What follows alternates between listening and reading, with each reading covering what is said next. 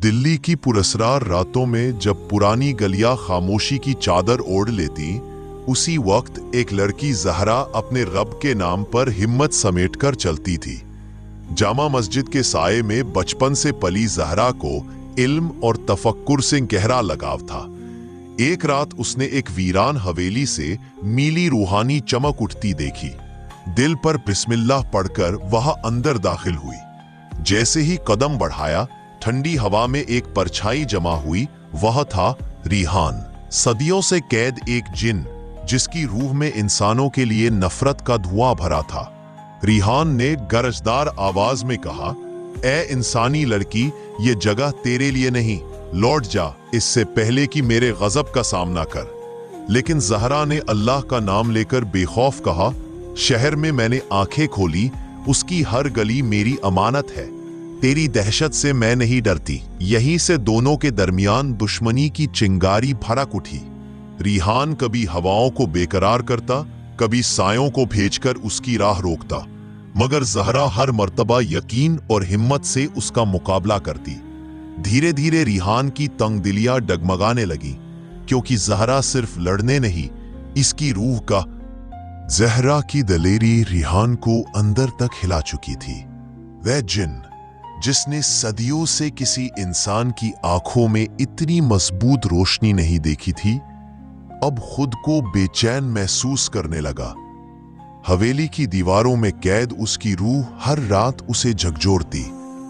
इस लड़की में ऐसा क्या है जिसे तू तोड़ नहीं पा रहा? एक रात जब आसमान पर बादल भारी थे और हवाओं में अजीब सी सर्दी थी, रिहान ने एक बार फिर जहरा का रास्ता रोका। इस दफा उसका रूप पहले से ज्यादा भयंकर था। चारों तरफ धुआं, आंखें अंगारों की तरह चमकती हुई। उसने कहा, जहरा, तू मेरी रूह की कैफियत नहीं समझ सकती। मैं इंसानों की अदावत में जला हूं, दूर चली जा। जहरा ने अपने दुपट्टे को समेटा और धीमी आवाज में बोली, रिहान, नफरत आग है और आग रूहों को खाती है। तू आजाद होना चाहता है तो अदावत नहीं, सुकून तलाश कर। रिहान ठिठक गया। सदियों बाद किसी ने उससे रूह की बात की थी, ताबीज या डर की नहीं। उसी वक्त हवेली की नीली रोशनी और तेज हो गई, जैसे दीवारें भी सुन रही हों।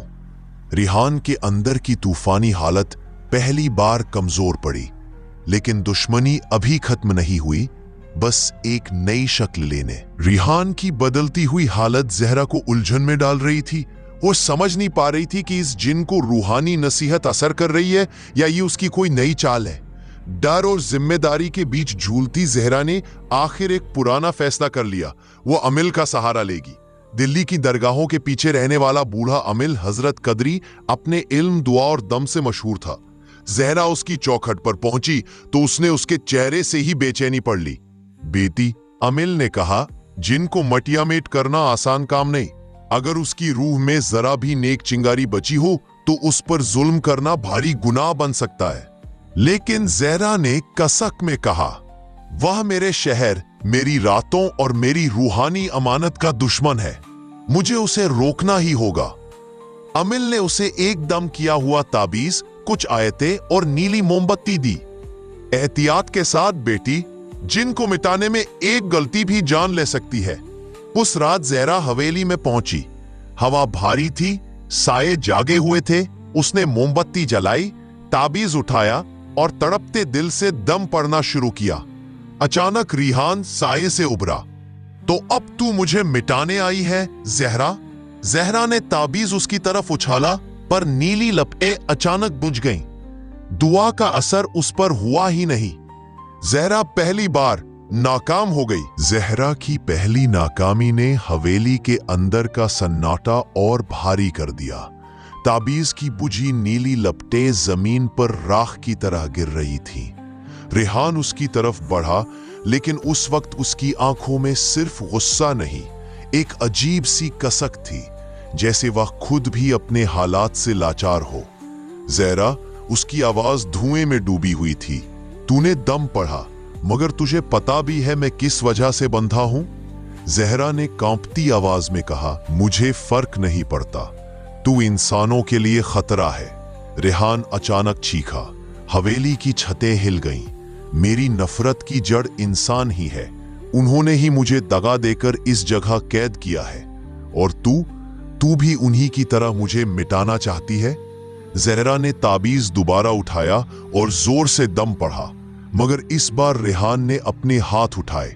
उसके चारों तरफ धुआं घूमने लगा और ताबीज का नूर उसी में समा गया। तेरी दुआ मुझ पर असर नहीं करेगी जहरा, रेहान ने धीमी मगर दर्दनाक आवाज में कहा, क्योंकि मैं शर से नहीं जुल्म से जन्मी कैद हूं। जहरा के दिल में पहली बार शक की एक हल्की लकीर दौड़ी।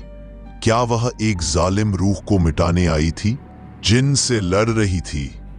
हवेली की हवा अचानक ठंडी हुई और रेहान बोला, अगर तू मुझे समझना चाहती है तो सच्चाई सुनने का हौसला रख।